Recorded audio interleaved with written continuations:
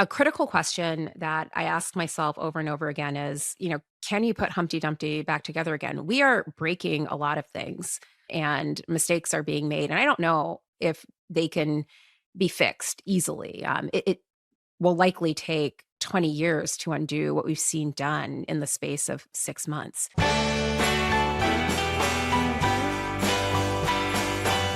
Thank you, everyone, for joining us for the Best People podcast. This week, you're in for a treat because our guest this week is someone who I will admit to being intimidated by. She's a genius. She knows everything about everything. She seems to know everyone from her different twists and turns professionally. She hosts her own very, very successful podcast called Strict Scrutiny.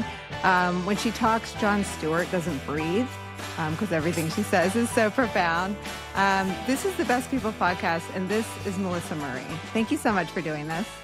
Thank you for having me. And that is the most generous introduction. I want you to tell my teenagers all of this because they don't think I'm the best people. But this is why you're so magical to me. All of that is how I mean, being at MSNBC, we get to talk to some really smart, really insightful, really amazing people and broadcasters, which you are all those things. But when you do a long shift, which you just did with me, a day-long shift to shoot a promo, that's when you get to know your colleagues at a more personal level. And we both sat down. I think it's not insulting to describe both of us with sort of low tech IQ, but we were we were plugging in mics and ordering our kids lunch from DoorDash and Instacart, and the dogs were barking, and it's that side of you that it's like that section in People Magazine, Stars, They're Just Like You, Well, that's us that's magazine. you. Stars, Yeah, they're us. just Sorry, like us. sorry, Yes, sorry. yes, Yeah. they are. So Yeah. I was so heartened when you sat on that set to learn that your kids sometimes find you mildly annoying, as mine does, and Help that you me. have like a real mom life as well. So thank you for doing this. I'm super happy to do this. Tell me about your pop culture genius, which seems to rival your legal acumen. I love pop culture. I really, really do. So I think you know this. Like my parents were Jamaican immigrants, and there was a period in time when I actually went back to Jamaica and went to school for about a year and a half. And so I came back from Jamaica with this very thick Jamaican accent. So, imagine being in a Florida elementary school saying, Wagwan man. Stuff like that. Like, it's horrible. Not a way to become a popular kid in a third grade in Port St. Lucie, Florida. And so I watched a ton of television to lose my accent. Like I literally just spent hours and hours after school watching old school MTV, watching sitcoms, trying to shed this accent. And I think that's where my love of pop culture comes from. Like I watched Entertainment Tonight, all of those shows that were sort of precursors of Access Hollywood. I would just watch them for hours while doing my homework or doing whatever, all in this effort to lose my Jamaican accent so I would not be teased mercilessly on the playground. You really become fluent in whatever you're consuming. Well, I became very fluent in MTV of a certain Yeah. era. The whole head fake, I think, is that all of this genius that you've amassed through your talent and through your career isn't affecting everyone. And I wonder, I mean, I think one of the things that you've done is make this conversations about the Supreme Court accessible. And maybe if that had happened 20 years ago, people would vote like the choices made about who gets put on the Supreme Court. Yeah. We wouldn't be where we are. But I wonder if you can sort of lay over the fact that the Supreme Court is like a central political issue now in a way that it's never been. So I think it's always been a central political issue, to your point. I think it's now sort of becoming much more a part of the discourse because we're actually seeing in real time the ramifications of the court's work with the overruling of Roe, these efforts to limit and restrict the scope of voting rights. The court's presence is thick in a way that it was, I think, more sub rosa certainly during my childhood. But the court has always been a major player. And that's the premise from which we started the podcast, that people really needed to talk about the court in the same way they talked about Congress, in the same way they talked about the president, and to follow it. But it's really hard to follow the court if you're not trained as a lawyer because they write in a vernacular that is very difficult to follow unless you have prior training. And so we viewed our role as podcasters as translating for the masses, if you will, what the court was doing and making it accessible to people who had no legal training. And this was really important to me because I remember starting law school and no one in my family had ever been a lawyer. And I found myself in this classroom, and the professor said something about race judicata, which is a really important concept in civil procedure. But I thought she said Ray judicata. So I turned to my classmate, who happened to be the son of the president of Yale, and I said, "Who is Ray? Where did he come from?" And I'm like flipping through the book, "Where is Ray?" And he very kindly explained, It's not a person, it's a concept. It's race judicata." But I never forgot how disorienting that moment was and how dumb I felt, and that it was an honest mistake. I just didn't catch what she was saying. And, the first day of law school, who would understand the concept of race judicata? No one should. And so I wanted to start every podcast with that premise in mind. Like, we have to explain. And I start every class just making clear that we can't assume that everyone is on the same page. Everyone has to get to the same page eventually, but we can't assume that they start there.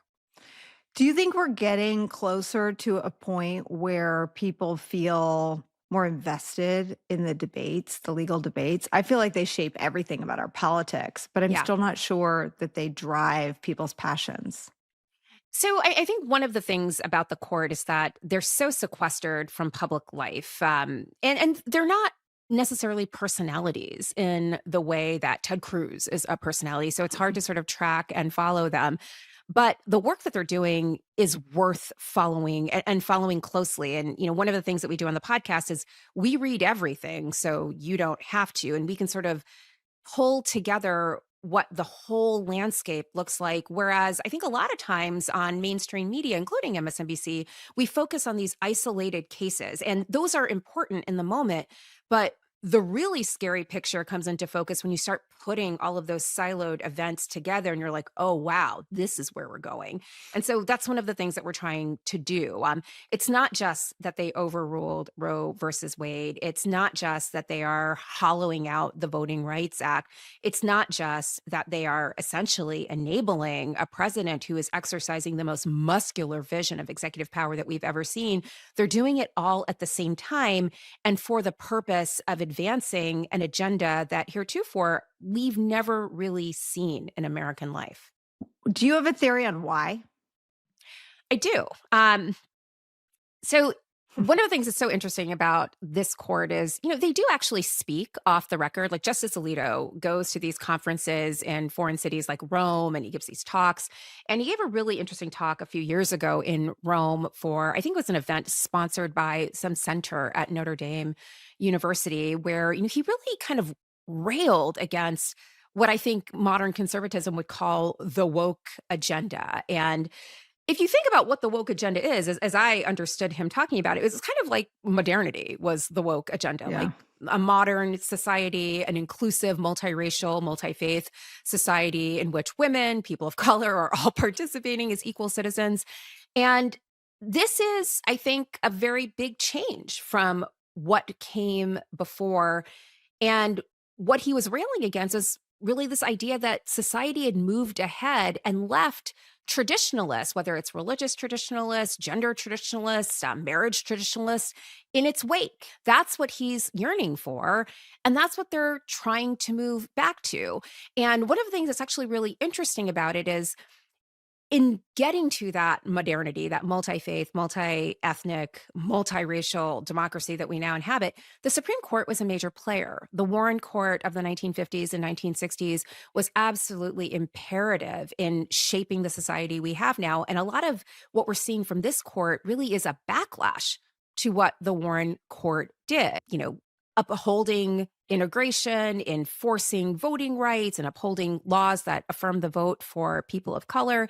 That's what they're railing against. And the interesting thing to me is that they're actually using the language of civil rights to effectively roll back the civil rights movement. So when they speak now of a woke mob, they're arguing that this woke mob is a majority that is persecuting a minority group. And the minority is actually the Christian evangelicals, the Catholics, the men who have been left behind by these social and legal movements that have pushed us forward toward a more integrated society. So there's a kind of weird head flip that's happening where the folks that we in the past would have understood as composing the majority are now being viewed, at least through the conservative lens, as the real minorities who are beleaguered and besieged and who need the court's protection more so than the women and the gays and the people of color who, from 1954 to around, I guess, 2000, were the ones that the court often stepped in to protect. I mean, what's so crazy about that? So Alito is George W. Bush's like distant second choice after Harriet Miers doesn't work out. Yes, yes. I was there. I And remember. I did not work with Mr. Alito. I did work with Harriet Miers. It's an extraordinary chapter. But I wonder how much of that you think is a view, like an ideology, and how much of it is that Alito has a chip on his shoulder and is a bitter guy. Two things can be true at once. So there's that. George W. Bush was really interesting because I think we think of him as conservative, but he's not conservative in the way we understand conservatism today. And Harriet Miers is a perfect example of that. Like, he nominated her to fill Sandra Day O'Connor's seat when O'Connor stepped down in 2005 to take care of her husband. And she was not well known in Washington. He thought it'd be a good idea to have a woman replace another woman. Weird Mhm. idea. Um, and she was there and he trusted her and he knew Mhm. her. She was like Mhm. his personal counsel. Mhm. And she just wasn't known by the conservative legal movement, the Mhm. mainstays in Washington, D.C. And they went after her and they Yeah. won. I mean, they literally took her down. They assailed her credentials. She had not gone to Harvard. She had not gone to Yale. I mean, this is so funny now when you think about it in the context of what we're doing with universities and the way we talk about Yeah. elitism. But she didn't have elite credentials. She went to SMU. She was a Texas lawyer. And they hated her for it. Yep. And basically, she got the message. She was very astute, withdrew her name. And Samuel Alito, someone who had gone to Princeton and Yale Law School and was deeply embedded in the conservative legal movement, got the nod. And this was someone who had been on the Third Circuit, the intermediate appellate court that deals with Pennsylvania, New Jersey, those sort of mid Atlantic states.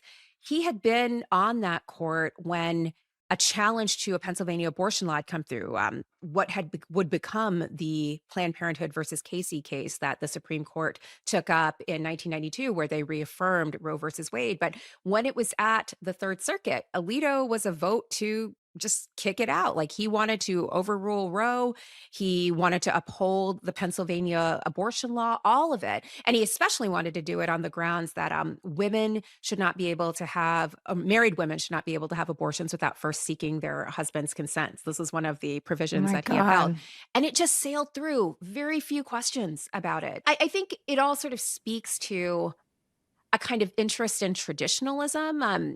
Like, for whatever reason, like, he talks about this in his speeches, like, what's wrong with the way things were? What's wrong with religion being sort of a centerpiece of civic society? In fact, we've lost something now that we are more secular in our outlooks. And I don't know that he's necessarily the most ideological of the justices. I actually think the person who is most clearly ideologically pure in where they're going is either Justice Barrett or Justice Thomas. But I do think he is really outcome determinative, and the outcome is whatever a traditionalist would want.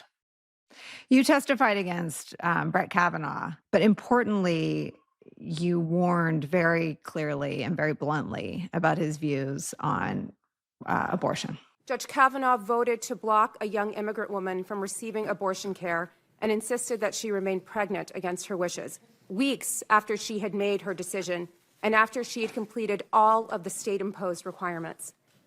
Despite his claims during these confirmation hearings that he was respecting Supreme Court precedent on minors and abortion, in fact, his dissent shows the opposite. To be clear, Roe v. Wade is not a decision invented by activist judges. It is part of a century's worth of jurisprudence that protects an entire constellation of rights, rights relating to family, marriage, parenthood, contraception, and personal autonomy in intimate life.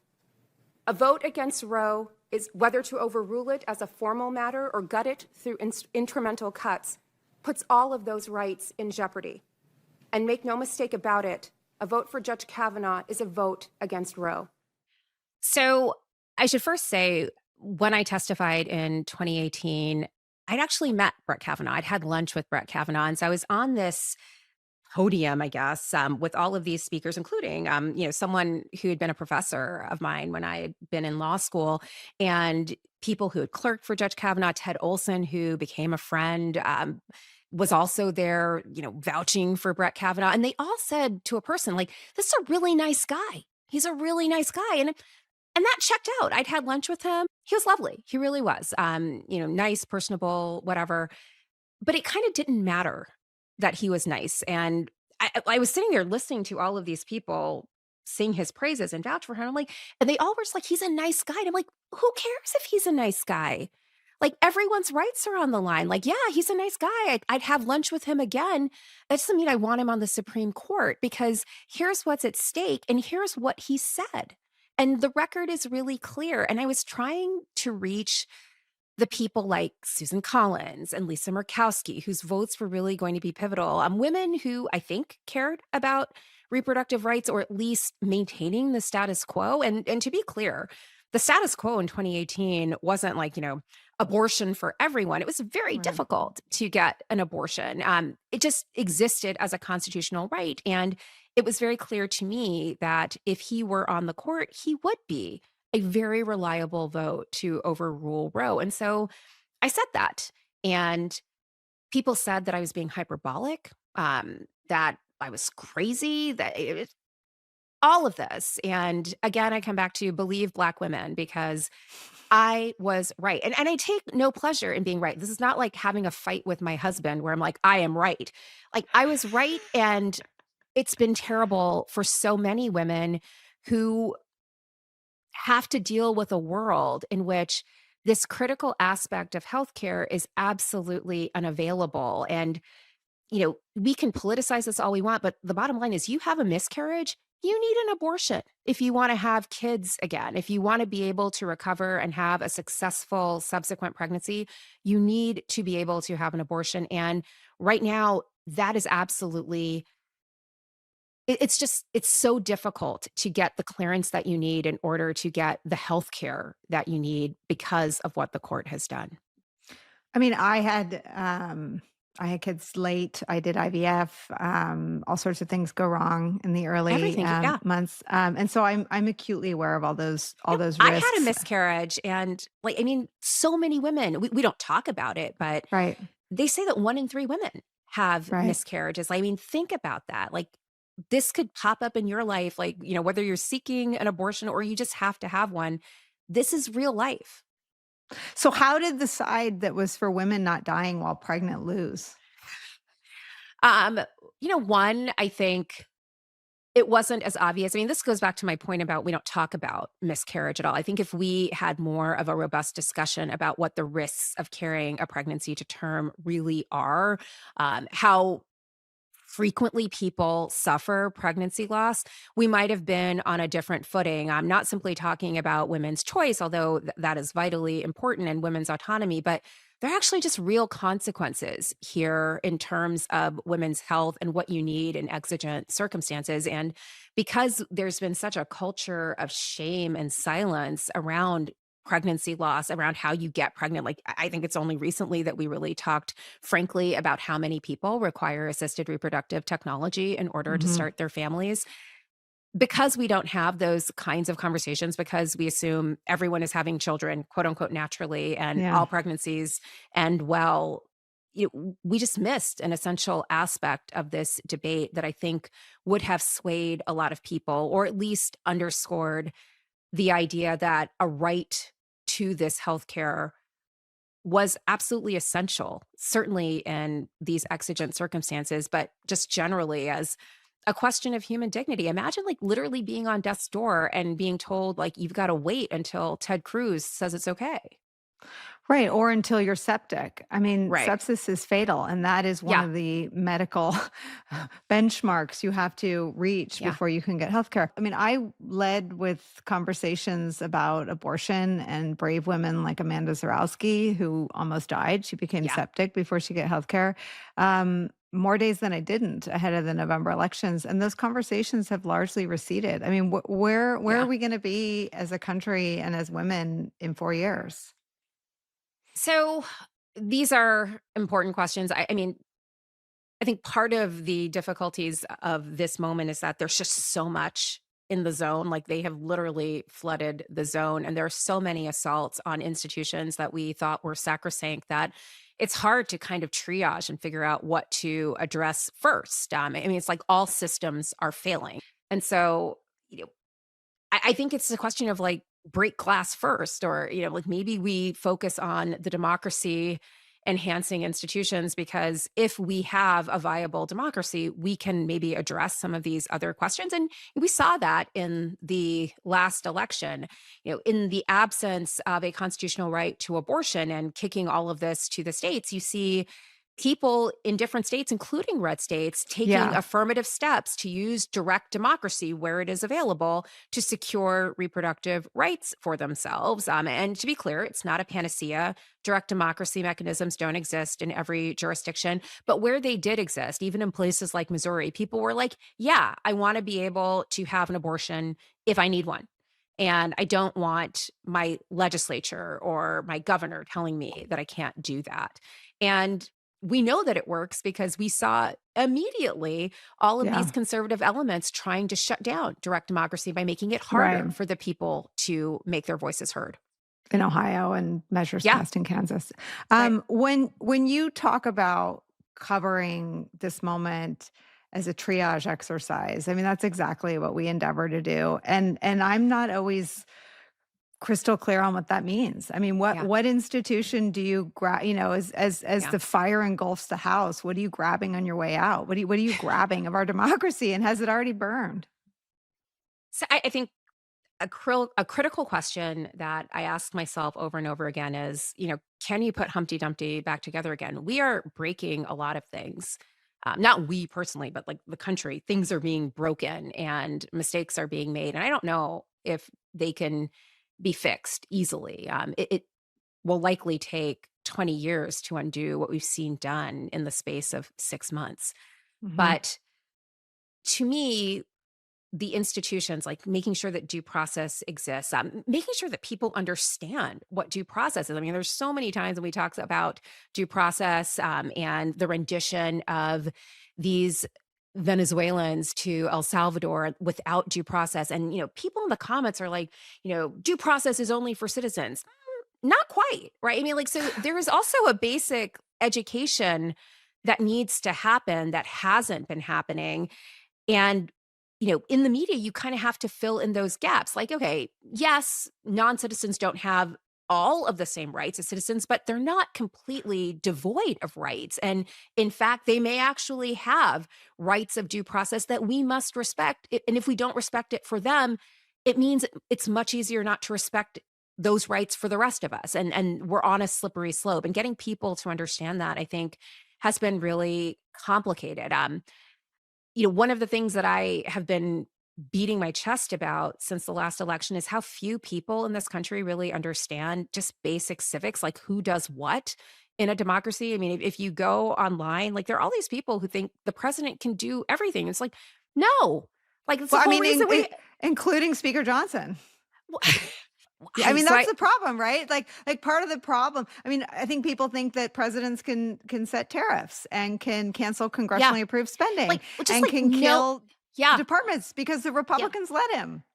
Well, I mean, and they just don't know. I mean, even figuring out the basic lines of who's responsible for what, most Americans don't know that. And so that's not surprising to me. I mean, this is the generation, I think, that grew up post No Child Left Behind, where we really started divesting ourselves of sort of things that were luxuries like PE and music and Yeah. civics. And now we're really, I think, paying the consequences of those divestments. And they think the president can do anything. And Speaker Johnson thinks the president can do everything. And I'm going to tell you my little Speaker Johnson story. Tell me.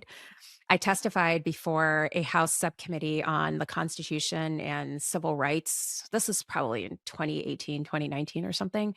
And I testified with Busy Phillips and some other, like a really amazing doctor from Alabama, Yashika Robinson, and some other folks. And afterwards, Speaker Johnson, who he was fine, he was perfectly respectful, and it went well. Whatever. Afterwards, he comes down from the dais and starts shaking everyone's hand, and he gets to me. He's like, "Wow, you really know your stuff, and you're so articulate." And I was like, "I'm a law professor. I would hope so." And so I was like, "No one's told you that you shouldn't say that. That you shouldn't say that." What's so bad is that even when they're trying to be good, they're so bad. I mean, why? How is that mistake still being made? And let me ask you about your comment about Black women. I mean, I think that over the last 20 years, Black women are the most informed voters in our country. Full stop. That's it. That's where we are. And Black women are the voters who understand the tie between democracy ending and electing Republicans. I mean, Black women are the voters who they lifted Joe Biden, I think, as an failing. I think he'd lost like 3 or 4 primaries. Yeah. And Black women understood that Joe Biden could talk to the whole country, could save the Yeah. country from the I mean, Black women are not just the bulwark of democracy, but the most informed voters. What is your theory on why that is, and how do we spread that around? So I think one of the reasons for it is that Black women have a lot to lose.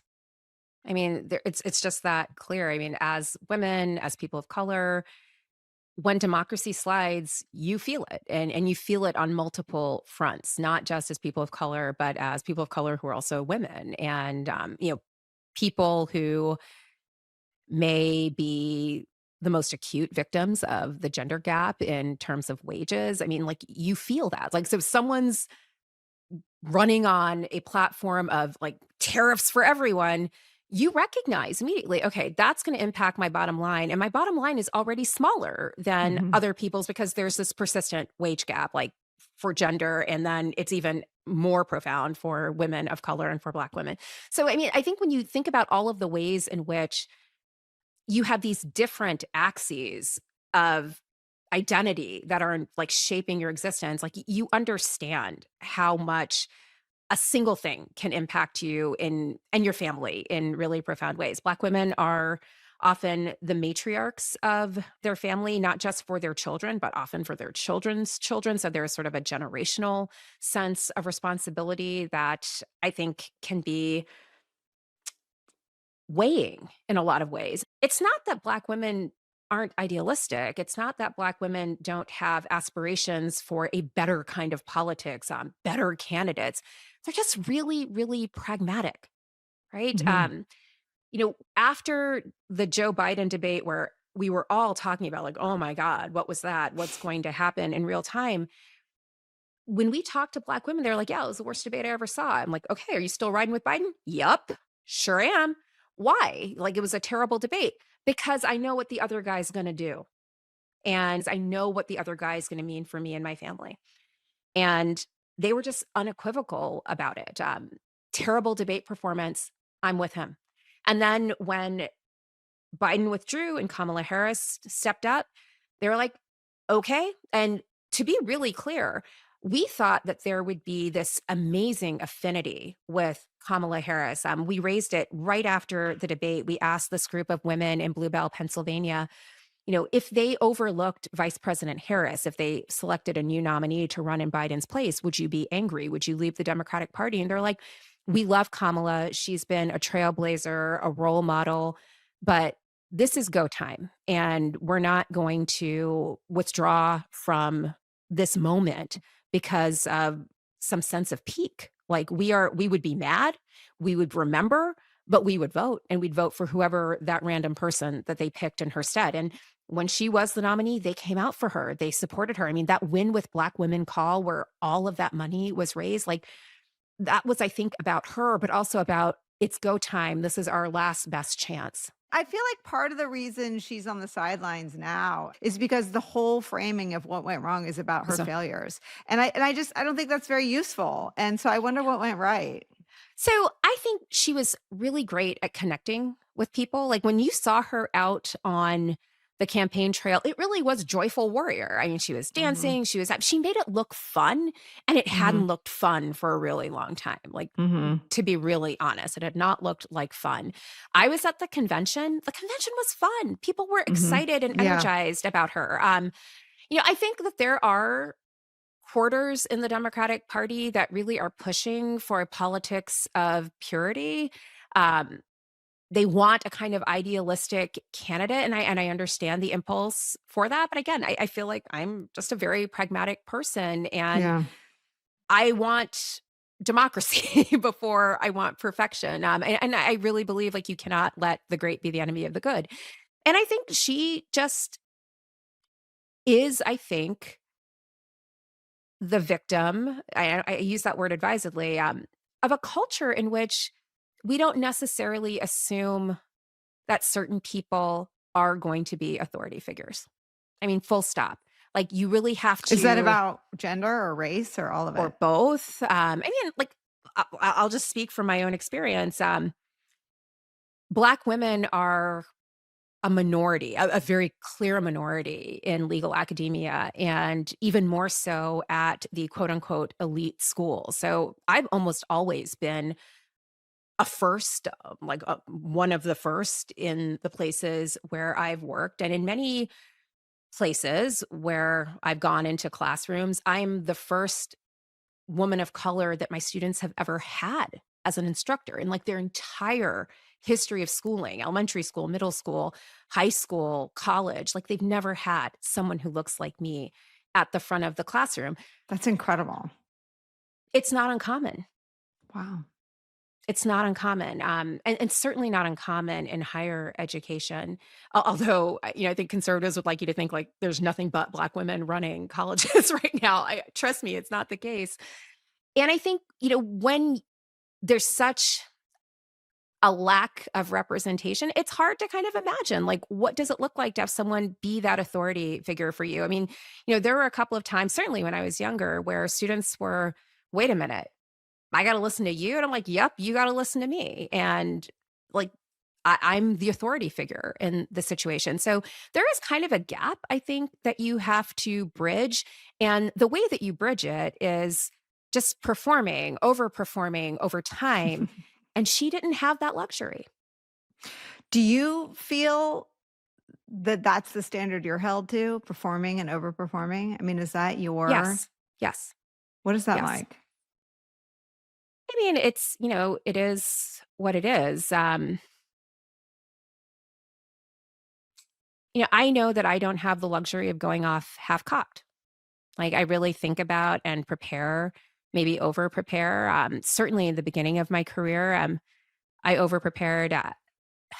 The model for tenure in the academy, at least the legal academy, is your scholarship, your teaching, and then your service. And when I started my career at Berkeley, I knew I was gonna have to be like the Jennifer Lopez of law teaching. Like, I was gonna have to be a triple threat, like great teacher, great scholar, and a generous and dedicated institutional servant. And it almost wore me down. I mean, like, I Yeah. did so much administrative work at Berkeley. At one point, I became the interim dean of the law school at Berkeley because, I'll step up, I'll do it. Yeah. I'll do it. Yeah, and I think that's how you amass the kind of institutional capital so that you are seen as an authority figure. But boy, does it take a toll on you. I was pregnant with my daughter right at the beginning of my career, and I just remember thinking like, she's such a good baby. I'm here on this maternity leave, and I've got to do work because I've got to get tenure. I've got to write this article, and you know I regret that. I regret kind of missing the best parts of her babyhood or not being fully present for the best parts of her babyhood because I was just really worried about being understood as a really great and dedicated scholar who was, racking up these accomplishments so that I would get tenure. And, I eventually got tenure and, I came home and was like, told my husband, you may impregnate me again. Like, and we had our cliched post tenure baby. But that was the moment where I thought I would enjoy his babyhood. And then he turned out to be incredibly colicky and it was hard and like not nearly It's as like, much fun. can I go back to work? I mean, so, those are like, it takes a toll.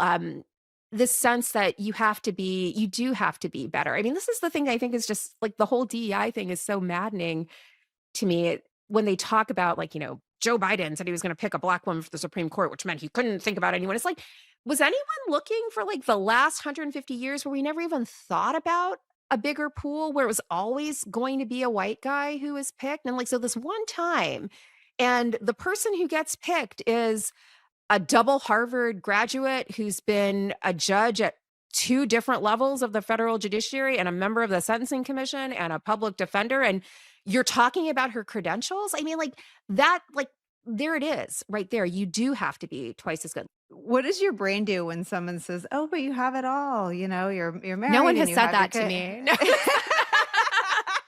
No one has said that. I mean, no one Why says it aren't to they me saying either. that? Well, I mean, because it's all you know, so I'm not going to ask you how. But what do you Oh, I hear know when how. Like how? how have I been married successfully for this And long? with And kids, and with the career, and with the, successful, with everything you touch turns to gold. How? none of our kids did travel sports. That was the secret. Oh, I didn't know that. No one told me that.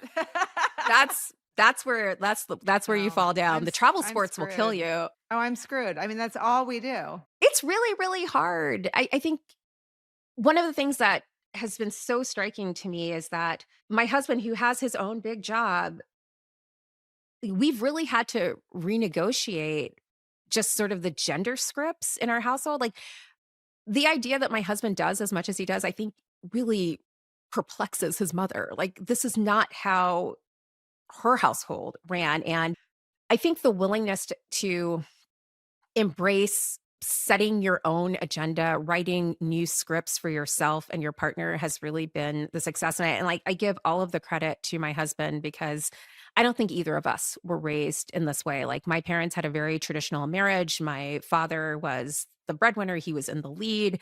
And I think it was the same for my husband. I think we are trying to be more egalitarian about this. And it doesn't always work out to be equal, but I think we really try. And I think that's been huge to model for our children, but it's not what we knew. So we've had to relearn things.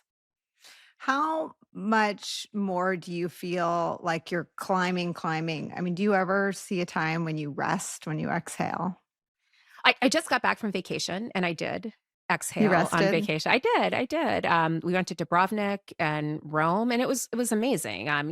Just like sitting and just exhaling and, being with your family and it's great. And honestly, I wish I did that more often. I wish I just like made time to sit and read crap books, not just tabloids, but like actually Yeah. long books and not Supreme Court opinions. Like that was really lovely. And I'm glad that I did it. But I think if you're a person who's ambitious or you're a person who thinks there's something in the world to be solved, it's really hard to dial it down and sit it out.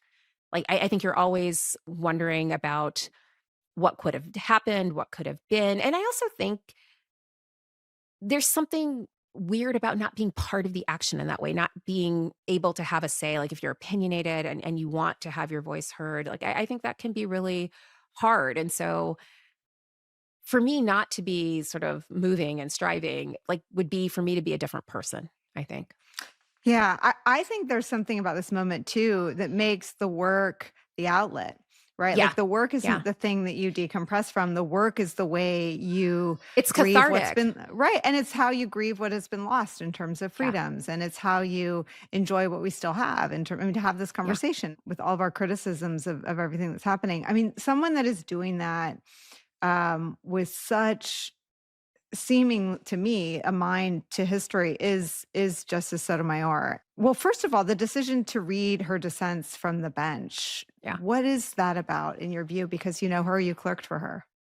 So it's unusual for a justice to read a dissent from the bench. They typically do it when they feel especially exercised about the outcome in a case and they feel especially invested in what they've written in the dissent. And I think the most recent dissent that Justice Sotomayor read from the bench, which was in the birthright citizenship case, which is really the nationwide injunction case, she read, I think, almost in full. But I think she is doing that because she is engaged in what I would call demos prudence, not just jurisprudence. And demos prudence is about not just talking to your colleagues, that's jurisprudence, not just talking to other courts, that's jurisprudence, but talking to the people outside of the court, that's demos prudence, really trying to make salient for them what the issues are. She's done it before in oral argument, and the oral argument in Dobbs, the case that overruled Roe, she asked that very provocative question, like, will this institution be able to withstand the stench of the public knowing that this is just political, that we weren't going to overrule Roe until Amy Coney Barrett showed up? Like, I mean, that was basically the subtext. And it was a cri de coeur to the public. It wasn't for her colleagues. She'd given up on them. It was for everyone else. And I think with the birthright citizenship case, the argument here is that the president is violating an established, not just one, but by my count, 4 established Supreme Court precedents. when she read that dissent from the bench, she wanted us to understand, like, this seems like a wonky anodyne issue about whether or not district courts can issue these universal injunctions. Guess what? This is our last line of defense against a president that is blowing through every barrier that the Constitution erects. And what are we going to do about it? Like, we are kneecapping the courts, and we're the only thing left. Congress is on the bench. We are the only things left. Another instance where she seemed to be speaking to this is all my ambient noise now. That's my dog. Melissa, my dog is answering your dog about 30 minutes delayed. Well, did you just hear Cole? Cole's like, yes, I completely agree. He always wants to get in. Sometimes he comes on Ari's show and sort of sits in the background and tries to get in the shot. He's very Mine are funny. so bad. Mine used to come down to the basement studio during COVID when there was thunder. And so I always knew what the weather was in the basement. But this is about the food orders and the front door.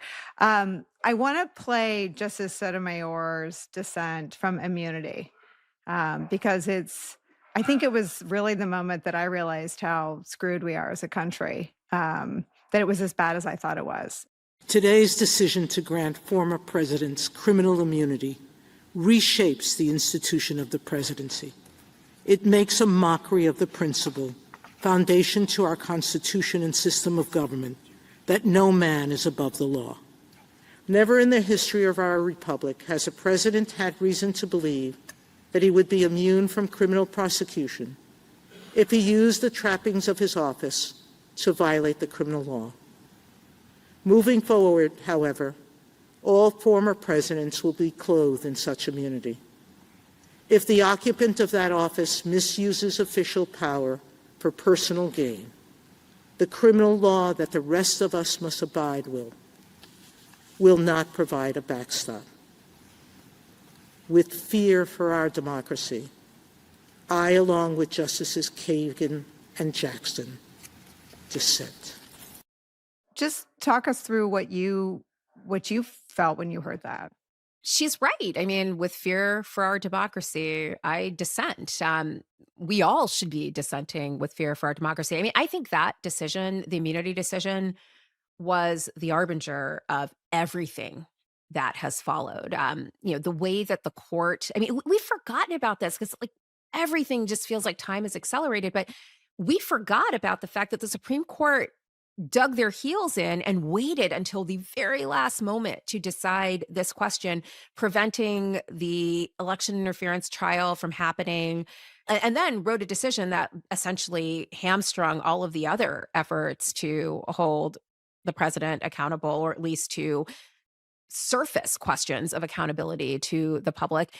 They were instrumental in that. And it's almost like we've forgotten it. And then they wrote this decision, which is essentially emboldened this president, and now they are writing new decisions, well, actually not writing new decisions in some cases, just like announcing that they're going to allow this president to continue doing what he's doing, even though litigation to determine the permissibility of those actions is actively ongoing. If it turns out it's wrong, we'll fix it later. I mean, it's just bonkers. And I think she has constantly said that, like, this isn't normal. What they're doing, what my colleagues are doing isn't normal. And what this administration is doing, none of it is normal. And I think she's speaking truth to power. And I think it's hard for her to do that because, like, one of the things I think is really interesting about Justice Sotomayor is that she very much believes in being friends with her colleagues, even when she doesn't Yeah. believe what they believe.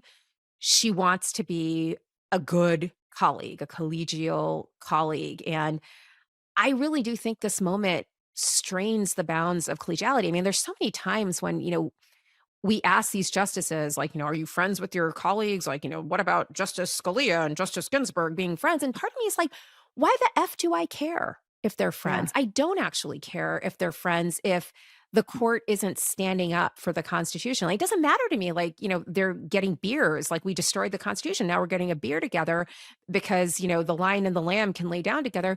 It doesn't matter. And so I think she's kind of at the point where I want to be collegial, but there are bigger things. There are bigger values at stake. Do you think she feels even more than what she says Yes. in her dissent? Yes. I mean, because to be a part of the institution and to be in the minority and to be held to all these standards that you're talking about, where collegiality is noted and seemingly reprimanded by the supermajority, the conservatives. What do you think that's like for her and the other liberal justices personally? So I think she has a very different view than, say, a Justice Jackson, right? So she came onto the court, Justice Sotomayor, in 2009, and it was a 5-4 bare conservative majority. And there was always the prospect that there would be more retirements. So I think she joined the court with the assumption that maybe it'll be some tough sledding for a while, but it won't be forever. And I think in 2016, when Justice Scalia unexpectedly passed away, that they really saw, okay, this could be the moment where we have a 6-3 liberal supermajority. And to be clear, it wasn't going to be a really aggressive, progressive agenda. But I think, they were going to hopefully shore up some protections for certain things. But I don't think I don't think what they envisioned was nearly as robust as what the conservative supermajority has envisioned and indeed what they have done. I think for Justice Jackson, it's a completely different scenario joining the court, understanding there's a 6-3 conservative supermajority. You aren't changing that, and you're going to be in the wilderness for a long time. And I think you can see a real difference in the way that they are writing opinions. I think Justice Sotomayor is still trying to be collegial, still trying to play the game. So, I think Justice Jackson has a completely different mindset. And she came onto the court when it's a 6-3 conservative supermajority. I also think the fact that she is a DC native, if you will, a denizen of Mhm. DC when she came to the court, she didn't need to make friends. She had Mhm. friends, right? So, Yeah. I think there's just a completely different posture to the court as an environment than what Justice Sotomayor came in, where she was coming from New York. She didn't really know DC very well. And collegiality has always mattered to her. I think Justice Jackson sees a very long trajectory in which she's clawing her way out of this minority and, trying to shore up things in the face of a tally that doesn't work for her in a lot of ways. And it's just really different. Right, right. When people ask you sort of where will we be, not just with the court, but in our politics at the end of the Trump second term, where does your head go? I think I always like what prompts the question, where will we be? I think the question is prompted by this profound sense of we've never been in any place like this before. Right. And I think you have to acknowledge how unprecedented this moment feels for so many people. Like, it just feels profoundly broken. And whenever I come on your show, I'm always one like, the court helped with this. And it's true. The court did help with this. Blessing partisan gerrymandering, saying that there's no role for the federal courts to play in policing partisan gerrymandering has emboldened state legislatures to continue to do it. And we're seeing the effects of this right now in Texas. So Texas has decided that outside of a census year, they're just going to redraw their district maps so that Donald Trump can get an additional 5 seats, and maybe the Republicans won't lose the House. I mean, in fact, they definitely won't lose Right. the House Right. if To rig the this midterms. happens. Yeah, they're doing this to rig the midterms, and the court has assisted with this because there's no role for federal courts to play in this process, and it's all at the state level. I mean, and I said in 2019 when the court issued that decision in Russo versus Common Cause, telling the states that they're the ones to police gerrymandering is literally like asking a burglar to police the burglary. Like, they're the ones doing it. Like, they have no incentives to fix this. Right.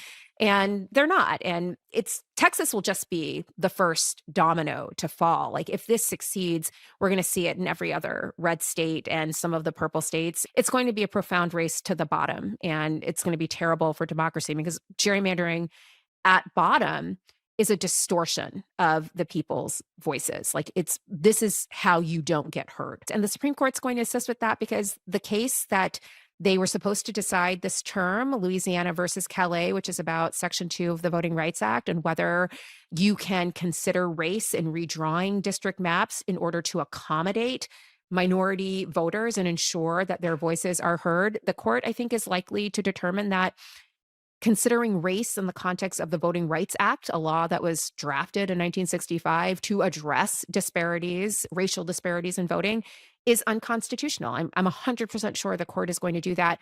And it's not just going to be gerrymandering it's going to be gerrymandering on top of this landscape where the Voting Rights Act is literally going to be a nullity and you can't combat it anymore. You can't combat these efforts to suppress the votes of various groups that have been underrepresented.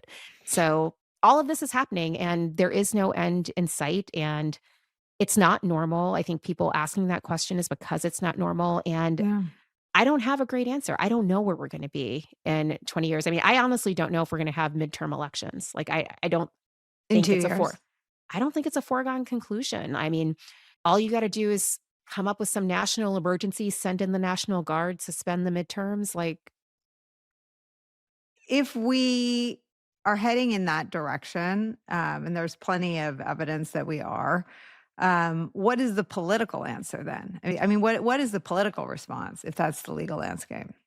so if the landscape is distorted, you do have to overperform. And, that was the issue, I think, in the last election where turnout was more muted for a variety of different reasons. In a situation where the landscape is artificially distorted, you must overperform. You've got to turn out more and more voters in order to make up for the distortion. And I think Democrats have to figure out how to do that, how to energize voters, how to get people who haven't voted to show up and vote. I mean, you were around for Barack Obama's campaign. Like, that was so electrifying in a lot of Mhm. ways. And I almost wonder if it didn't sort of spoil people because it was so electrifying. So many people who had never participated in politics came out and participated in that election. And then, I think Barack Obama found out. I think the people found out that as president, you're sort of bounded by a Mhm. structure. And, Mhm. the president's not a king or is not supposed to be. And you can't do everything that you want. And, there is a kind of limit to what you might hope for, what you might aspire to. And I think people got jaded because it didn't end in the way they thought it would. They thought it was going to be amazing on all of these different levels. I think for Black people, especially, like, Black president, it's going to be great for us and it's better, but maybe not as good as a lot of people wanted. And I think those kinds of effects dull the interest in politics and just make it harder to get people energized. I think some of this too is really just local politics. I live in New York City, and I've said this over and over again.